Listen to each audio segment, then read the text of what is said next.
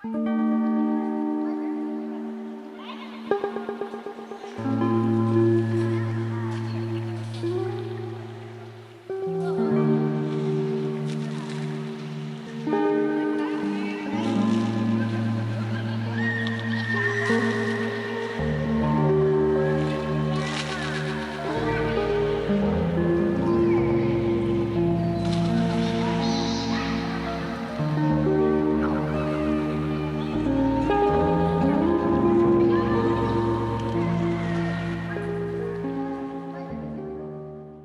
name is Drew Mackey. I'm an arts writer, a pop culture writer, and a news editor. I actually knew Danny back in college. We worked together very casually for a few years at the college paper, and then I ran into him again at a gallery show here in LA. Danny Heller's process is awesome. He gets to drive out to Palm Springs, drive around and look at nice houses, take pictures of them, sometimes contact the owners and ask if he can stay inside the house and paint on premises. The paintings themselves were interesting to me because it's this beautiful Southern California landscape that a lot of people would have good associations with. But at the same time, they're kind of sad because they're depicting an era that came and went. The absence of any sentient life in those paintings kind of hints at that in a way that doesn't get you until later. It's almost like it's a memorial to that lifestyle, like a tribute to something that we're not actually going to be able to experience ourselves.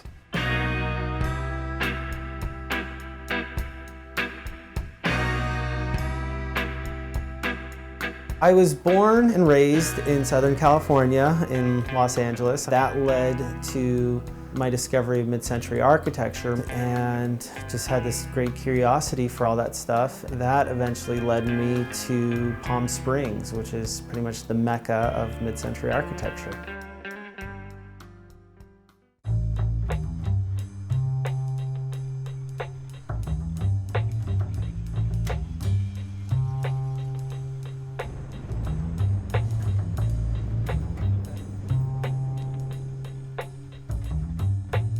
I came out here when Palm Springs was the redheaded stepchild of the desert. Nobody really cared. You could have bought every house on the street, and it was cheap because nothing had been renovated or redone. Everything needed work.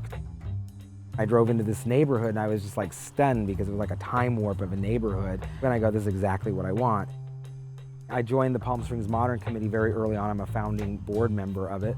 And I got some renderings of what all these houses originally looked like. So I wanted to restore it back to its original look. And photographs that Julia Schulman took in color of the house right after they were built really inspired me to do it because I saw how beautiful they were.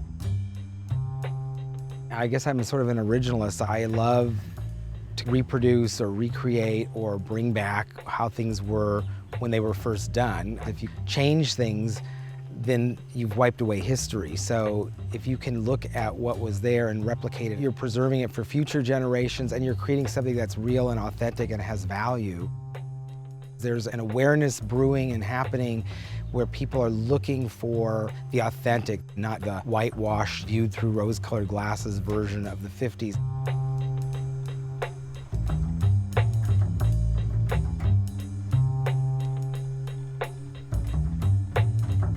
This is the original steel door. I mean, these are not even aluminum, these are original steel, so these are gonna be preserved because you can't get them anymore. William Kreisel is delighted that I'm working on another one because it just helps to really solidify his legacy, I think. Modernism is a very precise architecture. It has to be kept pristine, and so making them back to how they were, it shows off his art, essentially, and so that's what I want to do. One thing that really blew me away was how well preserved all those homes are. In a ways, it was like a mid-century Disneyland for me. I was able to drive around and just be inspired and take lots of photos, and it had such an impact on me that for the last few years, I've pretty much focused on Palm Springs paintings. It embodies that Southern California spirit, the sunshine, the palm trees, the laid-back vibe, bright colors, classic cars. It's iconic, and it's almost a time capsule, not just because of the mid-century architecture, but because of that ideal that I think people still chase. Stu Williams, the original architect for this house, his mission or idea about how a house should be built is simply that a house should look as if it grew out of the ground rather than looking like it fell out of the sky. And I think the Idris house embodies that more than any house I've ever seen. I had a very full life in the Bay Area. I was ultimately the mayor for the city of Sausalito and loved my life there, but I needed a break, and my escape, my runaway, was here to Palm Springs. And I found myself sitting in a plane heading north and looking out the window and looking back and not wanting to leave. And so, without a lot of thought and absolutely no regret, one day I picked up and moved here full time. Palm Springs Modern Committee was formed just a few years before I moved here, and I got involved in it very quickly. And it's a preservation organization that simply focuses on modern design. I always supported them, and ultimately I'm now vice president of ModCom. I'm also a planning commissioner here in Palm Springs, so I guess you could say I'm very, very involved. I recently took on a $1.5 million fundraising campaign for our local art museum, the Palm Springs Art Museum, because we're about to open an architecture and design museum here in Palm Springs, the first of its kind in the country to have an architecture and design museum freestanding downtown in a vintage building owned by an art museum. Most people walk in and they get thrown back to sort of the era of Mad Men. Being completed in 1960, it very much speaks to that era. And it's going to go right back to that. We still have these great old swinging panels, these beautiful metal panels. Notice this beautiful old handrail, all aluminum, beautifully designed.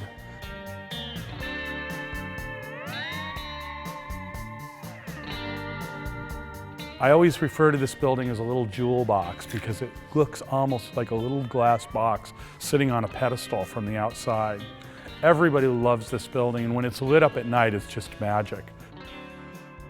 One of the most amazing things that's going on in Palm Springs right now is because of all our work in preservation and sort of the love that we're bestowing on the city in terms of preserving its past and carefully molding its development and future, we've become a true arts and cultural center. People are coming in droves. This is the place, once again, like in the 30s, 40s, and 50s, that people want to come, hang out at pools, have a great time, live the Frank Sinatra martini lifestyle, and it's all here and it's never changed. We probably double our population every weekend who want to live that martini lifestyle that we get to live every day.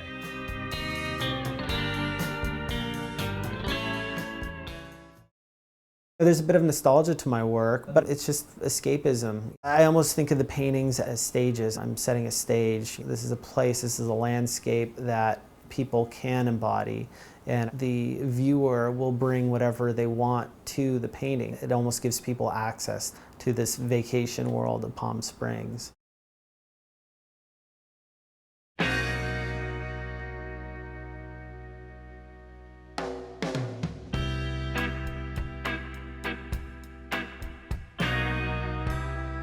We're all very proud of achieving the light speed that allows us to come here and participate in this, because being from the Midwest, you know, we saw it in magazines, in the Schulman books, we saw it in the movies, and it really was a dream. And then to find out that you can actually come out here and be in that movie, you know, sort of the Hollywood, California lifestyle.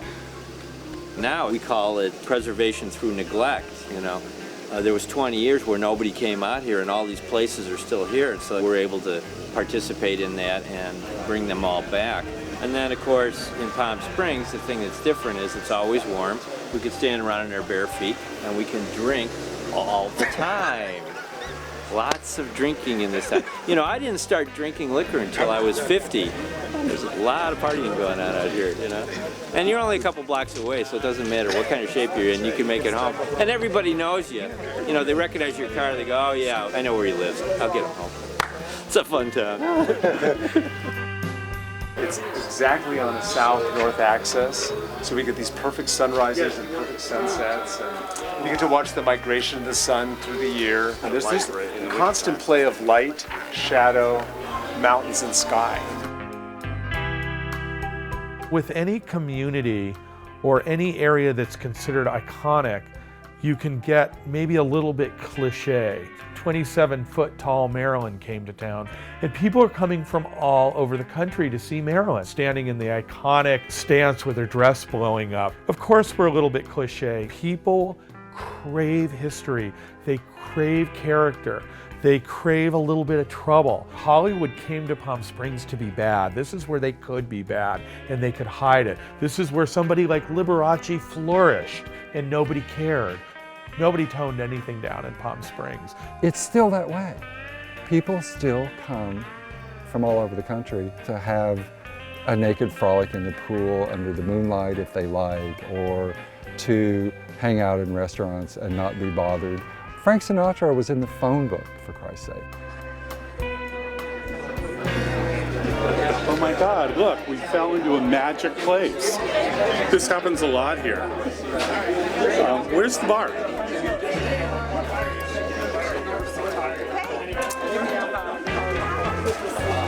Hey, you. How are you? What is this, the original Fontanelle? This is what helped us and informed us on what to do.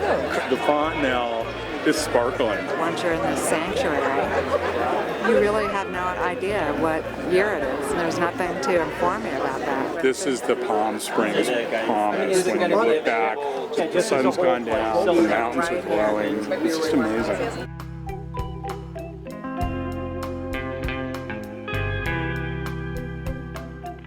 My paintings are doing well. I think, fortunately, I've always been interested in painting things that people gravitate towards. I've been able to develop a pretty good collector clientele down there, as well as up here. I think there's a lot of people that love Palm Springs that go there as often as they can, but maybe they can't afford that vacation home down there. So they do want to have a bit of Palm Springs with them up here in Los Angeles. Palm trees and blue swimming pools with pink inner tubes. Classic architecture and sun reflecting off of the chrome of a beautiful Cadillac. It is sort of this American ideal, and it gives people, I think, a sense of comfort.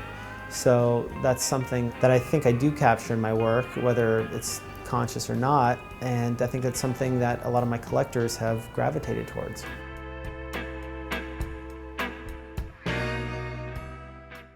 I'm Ted Quinn, and I live in Joshua Tree, where I'm a musician and a writer. I met Sherry Elf at the Beatnik Cafe, which was kind of the hub of the scene in Joshua Tree several years ago. She makes art from found objects and trash. I'm wearing a Sherry Elf t-shirt right now. It's one of my favorites, Black Hole in Space. When you stop in Joshua Tree, if you stop in at the Art Queen, her t-shirts are like $10, so anyone can afford one. It's very people's art. What she's done with Art Not Walmart is she's invited the community in to do this with her. The economy in Joshua Tree is sub-poverty, and they're not making a lot of money from the art, but they're finding that it's so much more satisfying to make art. The second Saturday of the month is a gallery crawl. So all the galleries open their doors in the evenings, and Sherry's are always very homespun, very no pretension at all. The band on the stage is not necessarily the slickest musicians. They're just very, very real. And I think that's what's extremely charming about Sherry Elf and the Art Queen. I'm happy and I'm laughing, I'm such a funny girl. I'm telling you a story to brighten up your world. I am a girl you like to have around. I'm a spinning pleasure magnet, trying not to frown. Art is flying off the wall, it's incredible. I have planned a party, oh won't you please attend? We'll laugh and dance and spin, we'll all become good friends. You are a world I like to have around. I'm forcing goodness upon you, don't look so down. It feels very, very successful. I'm very happy. Hi, Emily!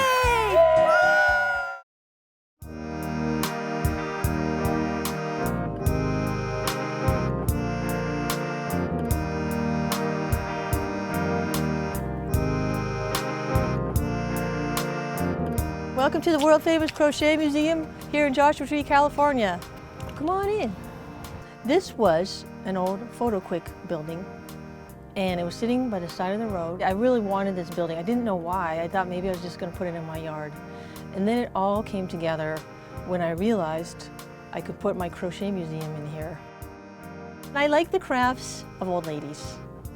I sometimes say they are goddesses. I love that they're so human and they're so made with love and made with heart. They're colorful, they're happy, they're playful. Every estate sale, garage sale, church rummage sale, thrift store I went to, I would find all this crochet goodness. I love these cups with crochet Oreos.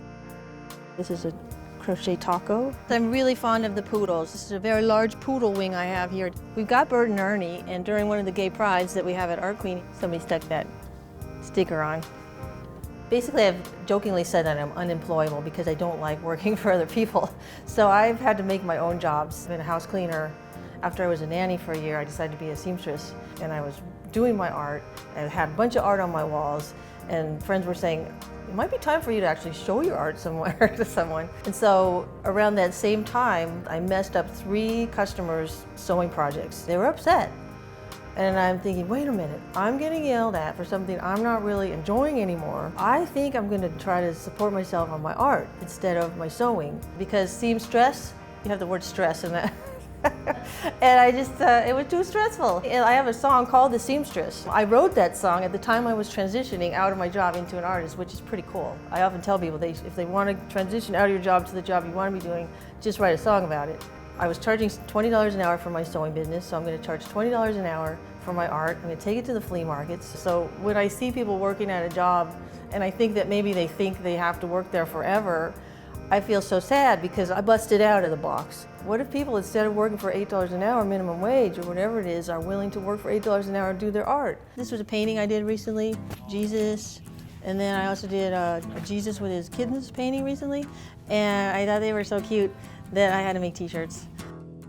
The germination of the whole idea of Art Queen was we wanted to show art that you weren't going to expect seeing in just a fresh and new way, because we didn't have to make money here. So we could just have fun with it and discover artists that we thought were interesting that you might not see. We in Art Not Walmart right now are meeting every Tuesday from 2 to 5 p.m. here at Art Queen. When you are continually meeting together, we get to know each other. It's kind of like group therapy in a way. I just see signs of all of them getting happier, more confident. They're having a voice that's being discovered in each of them as an artist. I love what Sherry's doing because I'm here to tell you, I used to clock in at Walmart and it is no fun. It'll kill your soul. I have other people to share with my creativity, and that's really nice. They're very supportive. They're buying all my paintings. I'm very happy. My son, he has autism for the first time in his life. He goes to group every week and he paints and he joins in the group painting, and it's just been so amazing. Good job, dude. Yeah, stay out of Walmart, dude.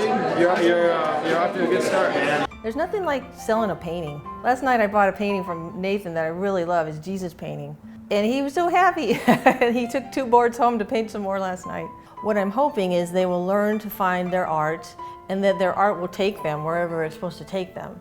And this is just a starting point to get them together to do their art every Tuesday and to have the support around them of people saying, wow, I love that, and people buying it and getting confidence. Maybe I'm taking myself seriously as a mentor, as an elder that wants to help nourish people that are just starting or that have promise and creativity to help them develop more. My name is Drew Tewksbury. I'm the managing editor of Artbound. And one of the great things that we do at Artbound is we not only produce videos and articles, but we also help artists to develop their artwork. One of the artists that we were working with first was Tanya Aguinaga. She's an artist from Tijuana, but she lives in Los Angeles. Tanya has started a series called Performance Crafting, where she takes her crafting works and puts it into the public. And she did this in a series. Her first piece was where she went to Beverly Hills, put some coins into a parking meter, and did backstrap weaving in public. The second piece that she did is called Felt Me. Tanya is really well known for taking Eames chairs and folding chairs and covering them in felt.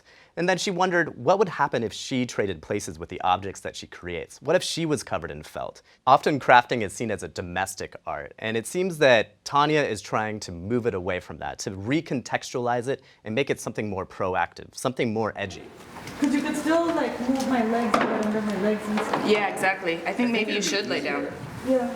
I just wanted to get this part. Get the backs of the legs first, though.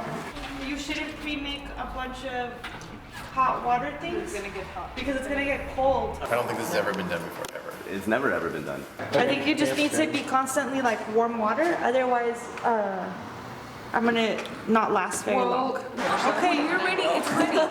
Okay. Big pieces going first. The big pieces are gonna go on first. You're gonna dry rub the general body shape, and then you'll start getting it wet, and then start putting on patches to cover important parts first. I'm always questioning what I'm doing, what the next thing should be, how I am pushing my own boundaries and the boundaries of my medium, and be an innovator, not just in the way that I use materials, but in context. I had been thinking about doing things that were more personal, but then also doing things that were performative, and taking craft into the streets. Materials and craft are materials that we intrinsically connect to as humans, and I think that's what's really amazing about wool. When it's used in a different way, people are very shocked by it, but people are immediately connected to it. I grew up in Tijuana, living in Tijuana, but going to school in San Diego. For 14 years, I crossed the border every single day. Going through that experience, I witnessed the huge difference between really bright, really loud, very textural Tijuana, and then very minimal and calm and organized San Diego. Influenced the way that I turned out to be a very visual person. My work is very craft-centric, it's very process-centric, it's very material-centric. The felt chairs, which are behind me, were part of that process of me trying to look at something that was very industrial, very cold, and very impermanent, because it's something that's always folded and put away, and turning it into something that was permanent, you're forced to live with because you can't fold it anymore. It's no longer cold, it's warm, it's inviting, it's comfortable. It's something that takes at least 25 hours of hand rubbing to get the wool to make a skin around the object. So beyond the end result being this pretty thing that has this new fuzzy coat on it, the process of making it is the part that's the most important to me. Chairs are very anthropomorphic, and it's something where people are always talking about the back, about the legs, and they always associate it with human form. People are always like, can you felt me? And so it's always this really weird thing. And so I thought, well, if that's what they want, then what if we did do it? You know, how would people react? That's the beginnings of me being felted.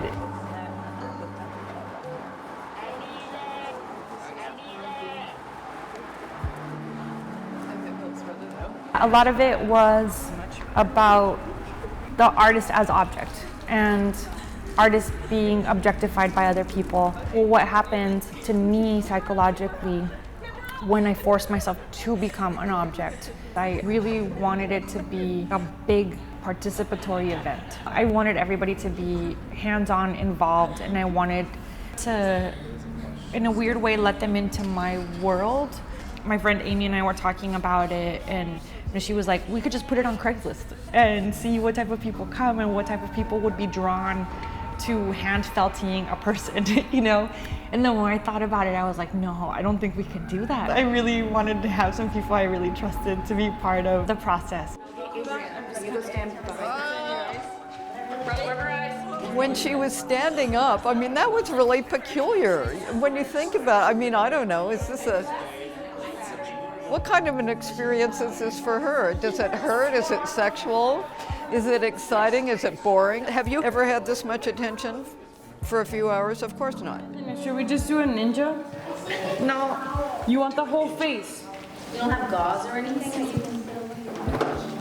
Should have put goggles. Yeah, you should have put goggles. That is a good idea. Should we get some now? Or those little like tanning things? Yeah. Marisa, can you give me the spray thing? Okay. As soon as my face was covered and then I became an actual object, everything just really changed, I think, for all of us. And that's when it started to become a little bit more like, oh my God. And it's weird because at that point, I don't feel like I was part of that experience at all. I don't know what it looked like. I don't know what people's reactions were. I could just kind of see shadows of people coming in and out and people looking outside the window. I was completely not present in that entire performance. Oh, it's so scary. So cute. Because it's just like a body. It doesn't look like a person. Okay, what kind of signal can you give us if you're not okay? She's an object. Okay, okay. Yeah. I'll keep an eye out for that. Totally naked. You can breathe? It was so incredible, just the whole look of it. She's so actively involved in the making of all of her pieces, and I thought the thing that was so amazing about this piece was that she wasn't doing it. Really, in a way, relinquishing the control. It was very personal. I think a lot of people felt really uncomfortable with being that close to me and engaging with my skin. Nobody really surrounded me. Everybody was just lined up against the wall, which really added to this whole experience of being an object. When I talked to some of the people that were helping, they told me, well, you know, you weren't naked, you were covered in wool, so we never thought of you as naked. It's like you're wearing a sweater. But I felt really, really naked the entire time. And every time I would look down, I was like, oh my God, you know, I'm totally naked, being rubbed by all these people. And so it felt at times very intrusive, very uncomfortable, very vulnerable. I was starting to feel like I had to meditate through not going into hypothermia at one point. It was just a very physically and emotionally demanding thing to do. When Tanya felt it herself, in a way, even though the form was clear, it was one of the most abstracted pieces I've seen Tanya do. It isn't like you see an Eames chair or a folding chair and immediately recognize what it is that's been transformed. One of the things that was the most fascinating to me was when she was being taken out of it. Seeing this body laying in effigy, the sort of shroud of Tanya, it was amazing to look at the piece. But I think it's really awesome that the feet and the hands and the head are so structural. Now that, you know, I've been around it every day as it's drying, as we kind of lay it out to see what it looks like, whenever I forget about what it is and what it represents, and I see it through the corner of my eye, it's really weird because it has such a personality. I walked into the studio and I saw it and I was like, oh my God, that person's legs look like mine. And then I was like, oh my God, those are my legs. And so it's really weird to see yourself in an object so directly. And so I started to kind of relate to it in a really different way where it's its own being. The more time goes on that I'm away from the actual experience of doing it, it's something that is really important to my development as an artist, to my growth as a person. And so I don't want it to be one singular event or expression. I'm kind of thinking about doing it again, but in a totally different way. We don't know yet. Imagine like standing against a telephone pole there and getting felted in place and having them have to deal with, okay, she's felted here, what do we do? My name is Evan Sen, and I'm an arts writer for Artbound in the Orange County area. Well, Orange County has a lot of superficiality. There's a lot of visually beautiful things, visually clean. Everything is kind of streamlined and really nice looking. And I think that there's something about bridal gowns and beauty within brides that is very superficial and very beautiful and vanity-based.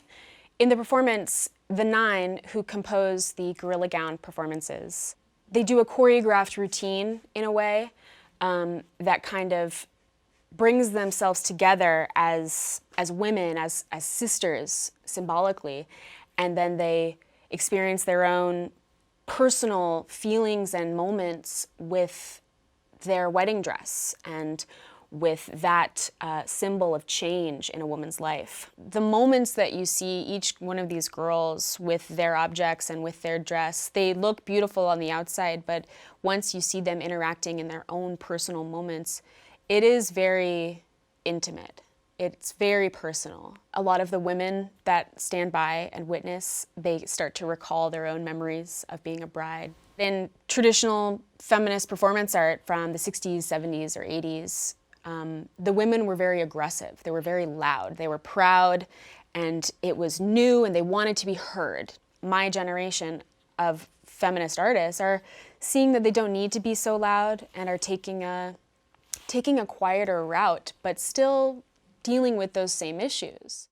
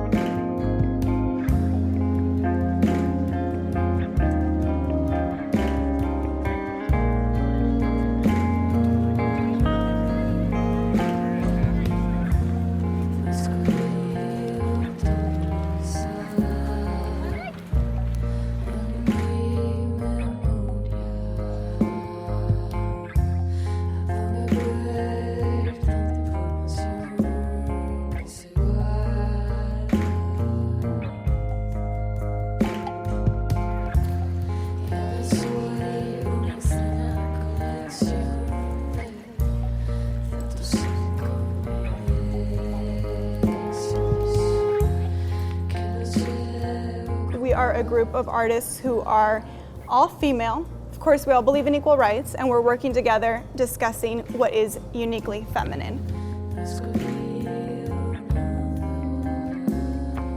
We are interested in femininity, and the way I feel is I want to enjoy my femininity. We weren't raised seeing extreme oppression. We know it still exists, but we don't have those visual representations in our own families. I was raised as an equal, of course. Nobody in my family ever told me that I wasn't. Then when I encountered feminism in the bigger picture, I felt like that feminism left me out because I am feminine. And it was like, you know what, back off and let me enjoy my femininity without judging me as weak, inferior, ignorant, or stupid. So then the question is, how do we, or can we, embrace femininity and release it from a tradition of bondage?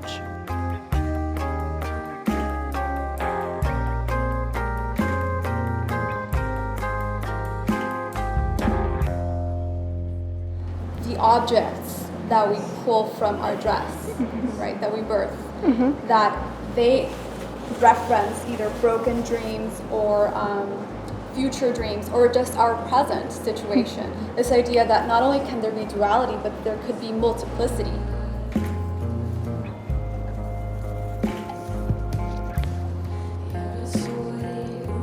I'm wearing a man's pants under my dress, and that's not specifically referencing wearing the pants around the house, as they say, but it's basically about empowering yourself as a woman, and the idea of the pants reflect upon, economic and social empowerment, almost like, for me, a metamorphosis. You almost transition from one place to another when you're married.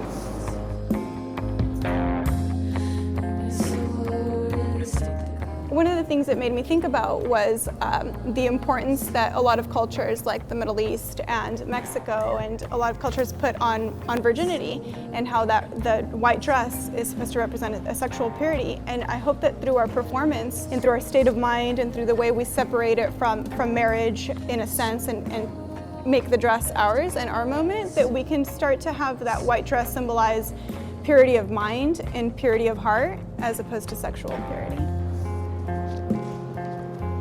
One of the ways I was thinking about the dress, you know, imbuing it and impregnating it with these symbols, essentially, of my life and of things that I've observed and experienced, and then, you know, sort of birthing them, if you will, but then, you know, actually cutting the dress off and sort of, you are making this cocoon for yourself. Your creativity, your symbolic metaphor is this cocoon, and you can make it however you like in order to, like, emerge forth and break free of it and move on, you know, forward and upward to the next thing.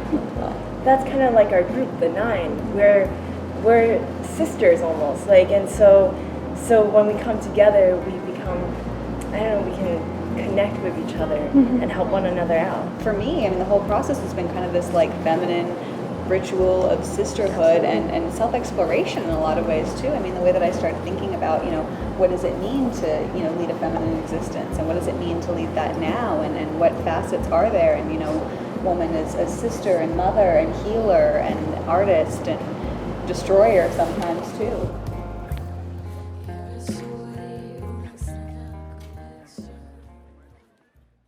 My name is Robbie Herbst. I'm a writer with Artbound. When I first heard of Olga's Notorious Possession project, I was immediately intrigued. She's an artist who in the past has worked with the issue of foreclosure and property ownership. A few years back, her and Andrea Bowers collaborated with Max Rameau, who heads an organization in Miami called Take Back the Land.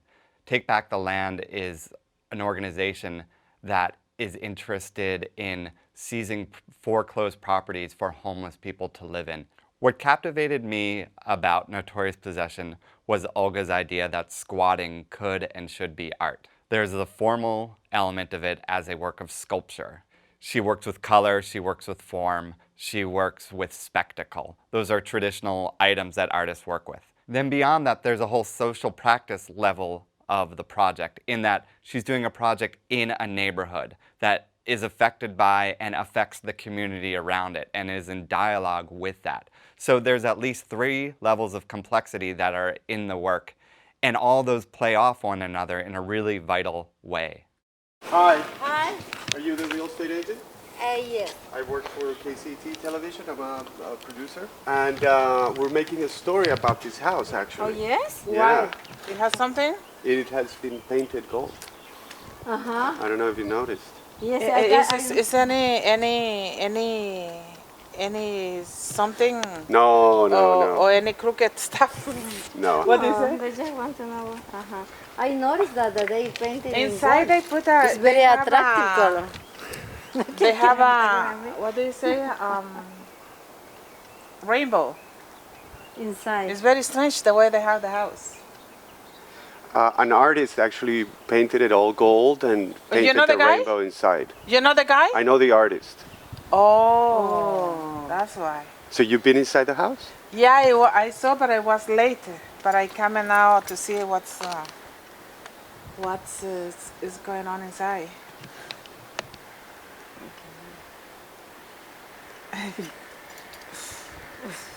How much is the house selling for? $399.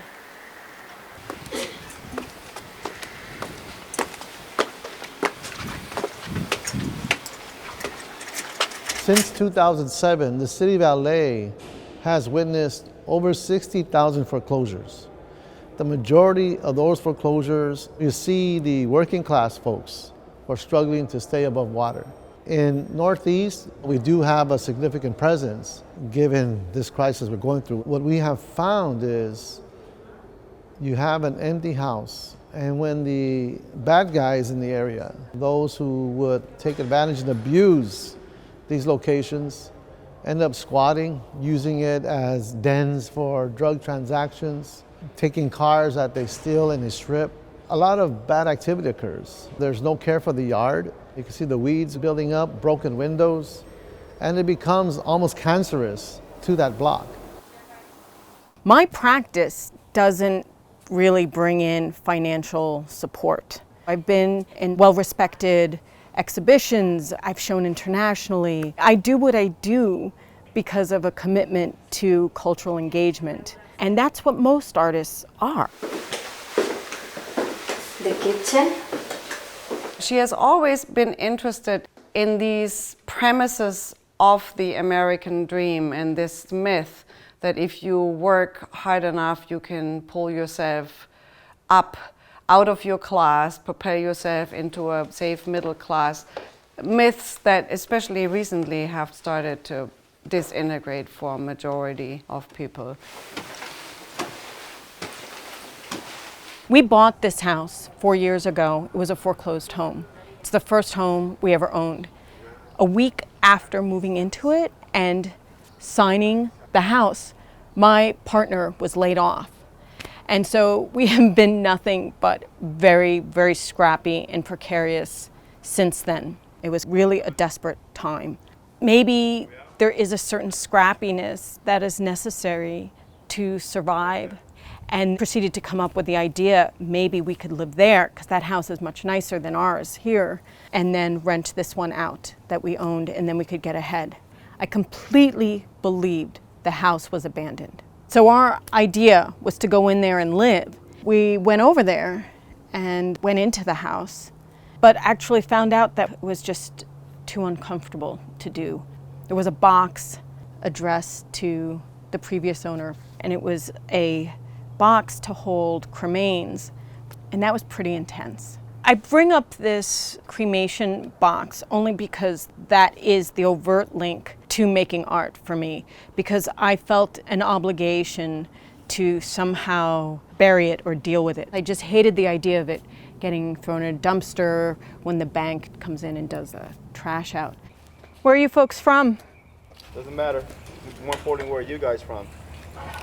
We're the new owners of this place, and you guys have no right to be in here. Do you have any documentation of your ownership? Please come here. We're going to work it all out.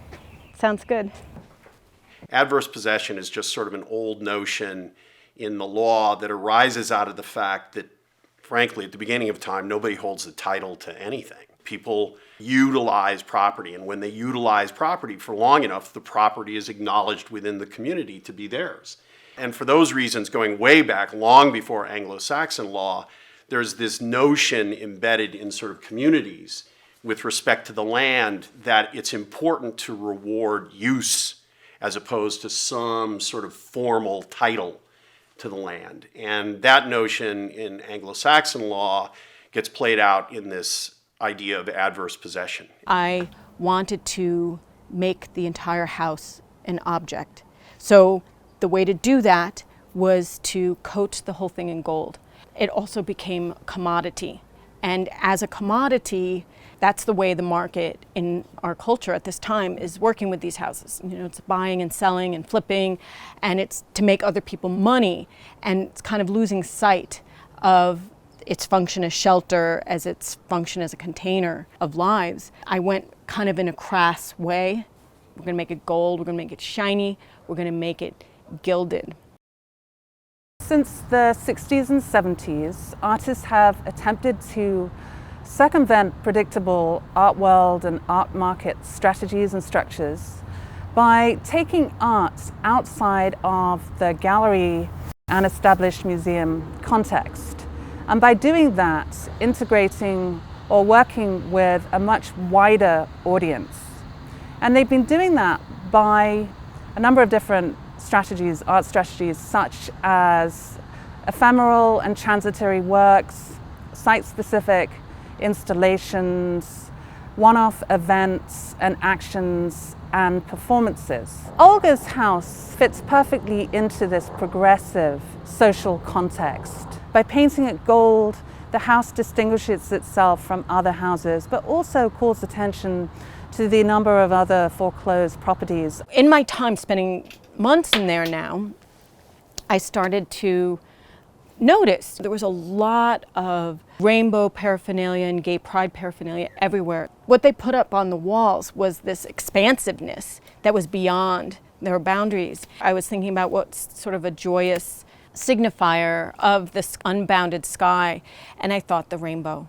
And I also thought about the pot of gold at the end of the rainbow. The house being the pot of gold, and this rainbow was bounding and bouncing through the interior. I think that context in Olga's work is so important. Instead of choosing a gallery or an institution of art to produce and present her work. She's choosing a home that is potentially moving into foreclosure proceedings. It's really a site of shifting transitory states. The property rights are in many ways in limbo at various stages in the foreclosure process. Sure. And the question of whose property this is and the moral notions that we have about property become in flux. It'll be interesting to see what the police say. Now, you realize we're artists doing a project here. You're aware of that? You know what I do realize is that it doesn't matter what you tell me, it matters what you tell the law enforcement, because you can lie to me. That's why we want to make sure law enforcement's here. It's not simply a morality play. She is in fact questioning the paradigm, but at the same time, you can't even understand exactly what the paradigm is. Wait, am I in foreclosure? Am I okay to be here? Have you seen the art project? And what's that got to do with anything? Just us as human beings standing on the sidewalk talking, that's all.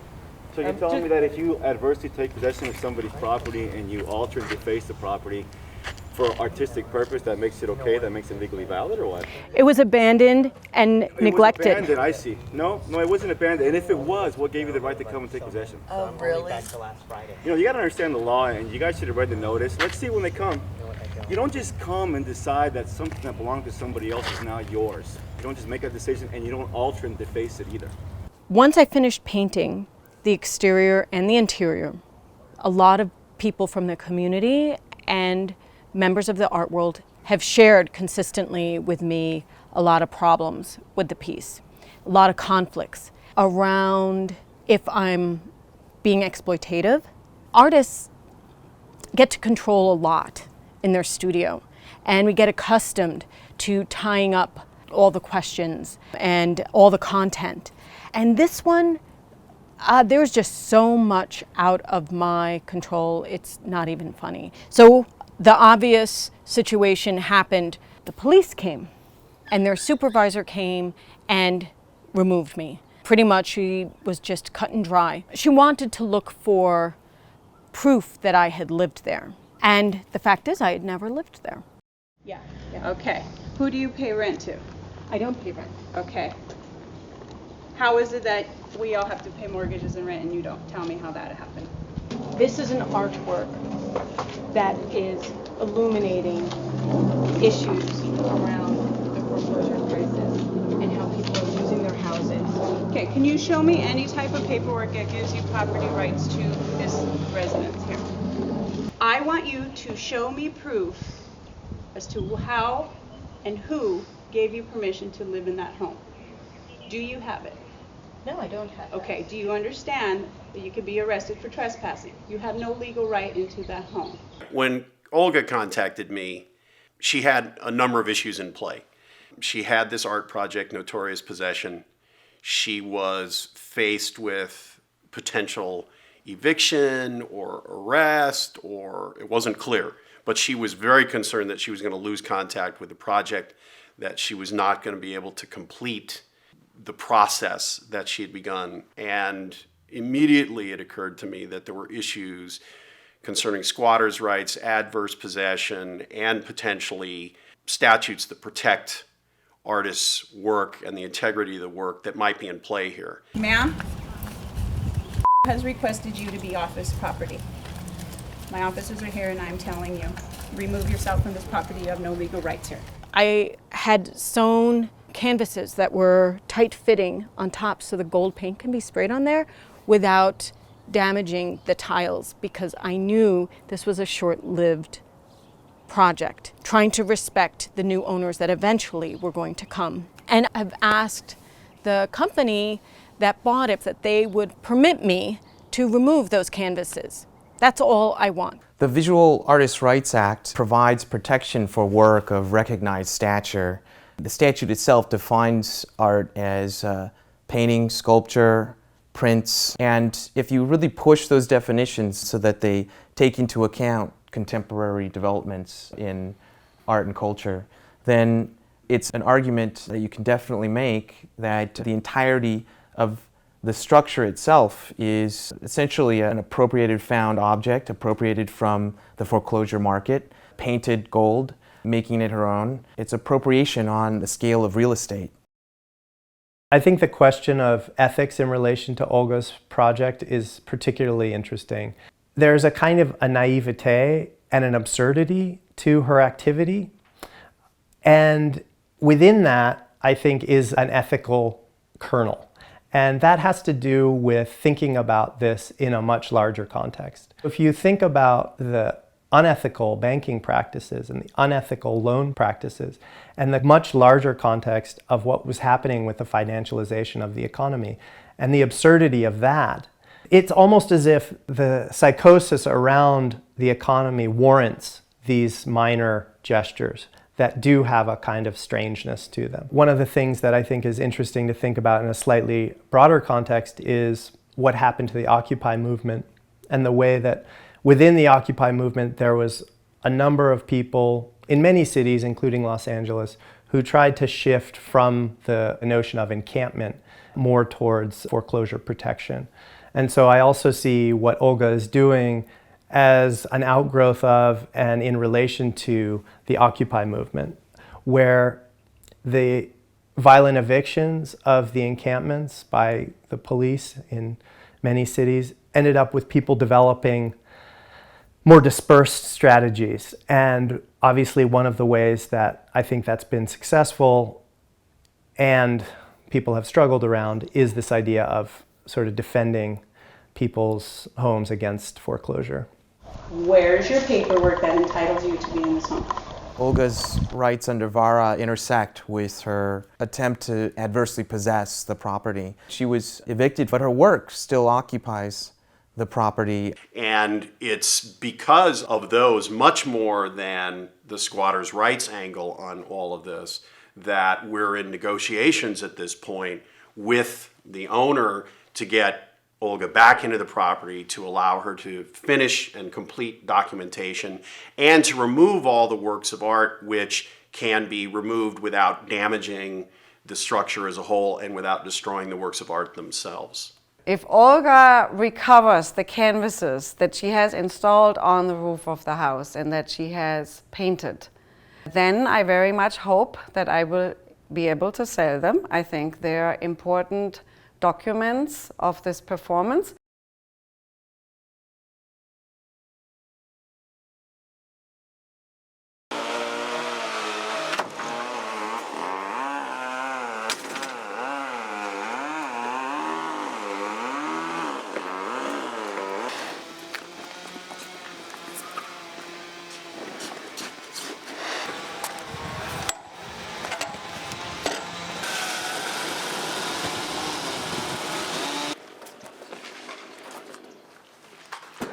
The harsh reality is the city cannot be participating in activities that are illegal. Whoever owns interest in that building is in a position to say, why are these folks squatting on our property? But from a pragmatic point of view, you have an empty house that is probably in someone's portfolio and doesn't even know it exists. Now the question is, can we as a local municipal government move fast enough to start bridging these gaps, break through these silos, and start moving in a direction where these homes can now function for what they were truly meant to be, a place for a family to live. Yeah.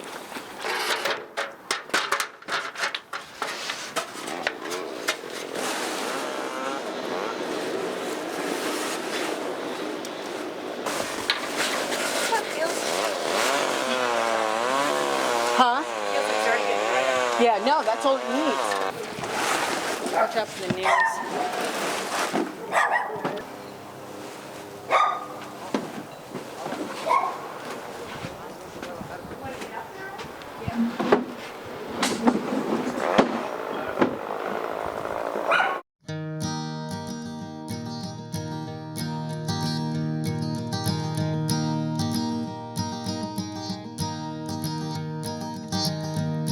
Just give me a reason and I'll turn this truck around. My young worried mind, it's a lonesome kind, leaving my hometown. I never needed your permission. I never wanted your point of view. And if that sounds unfair, well, I'm sorry, but I don't care. I left a message there for you. It said I'm leaving soon.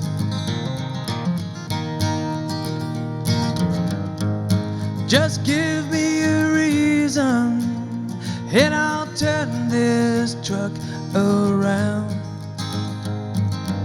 Sometimes what hurts is best, and I'm California bound. You were drunk at our wedding, and you tore your new bridal gown. On that long dark day, we had one thing to say. Sweet smile veiling your frown. I hope you're happy now.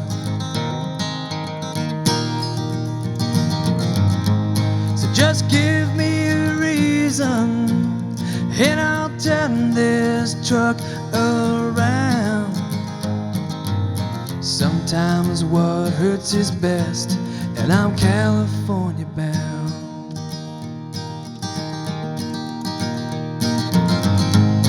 Just give me a reason, and I'll turn this truck around.